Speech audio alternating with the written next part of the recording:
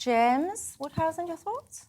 Well, I think as soon as I hear that turnout might be lower, I'm forced to think that local authorities and local democracy are in a terrible state, Michelle, and that's why people are not very motivated to vote, perhaps. We'll have to see.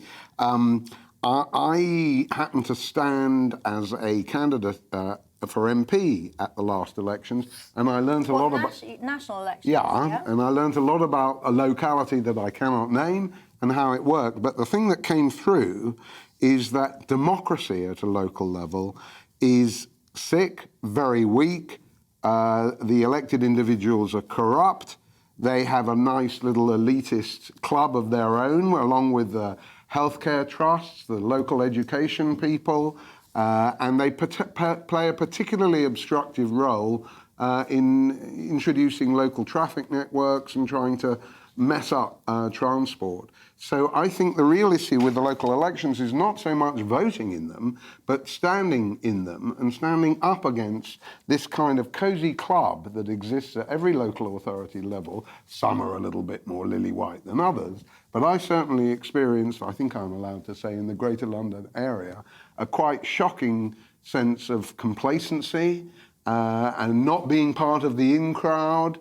And it's true they've been impoverished by successive Conservative governments. At the same time, their competence, their priorities, their value for money, and their conduct on the streets of the capital in particular, I think is completely reprehensible. But at what point, because I found this quite fascinating, the kind of tribal division, and it is steeped so often in history, it's often passed down through different generations. You know, you don't vote for this party because back in the day they did X, Y and Z to your granddad or whatever it was.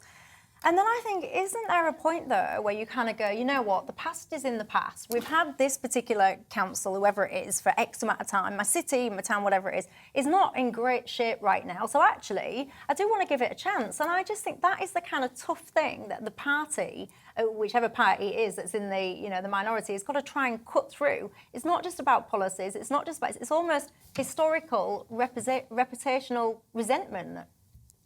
Well, I think there is a lot of that. And I mean, it's the rise of identity politics at a national level can only confirm some Liverpudlians, not you, Jonny, in the view that, you know, their borough or whatever it is more important than anybody else's. You know, and I once spoke in Manchester, and the main opposition I got from the left was that I was from London.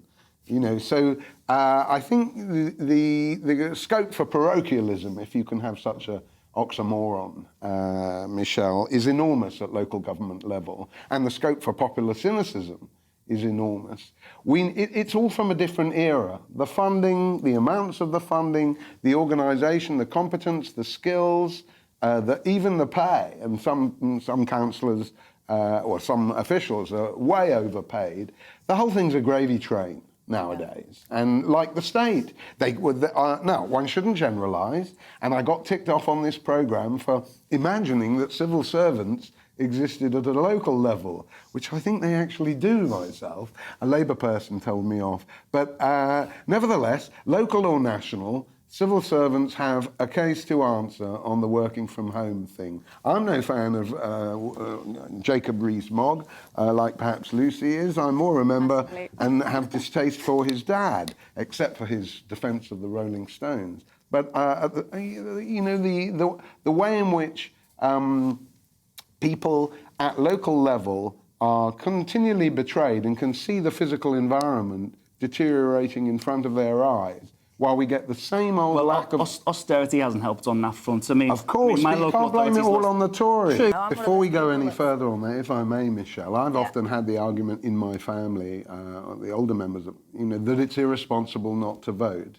And I think it's a very corrupt argument, often advanced by the sillier people in the Labour and Liberal Democrat parties, because, you know, why should I vote for a bunch of idiots with whom I completely disagree and who I see as an obstacle to free-flowing transport, litter collection, value for money and all the other things? It's not just the council taxes. You know, that's too narrow a vision of local authorities and local democracy. I want to know what they are doing about housing. And if they're building housing, I want to know that they're building parking for the housing. Yes, parking, not cycling. Yeah, all the infrastructure that goes around it. Exactly. It's a very good point. Neil says,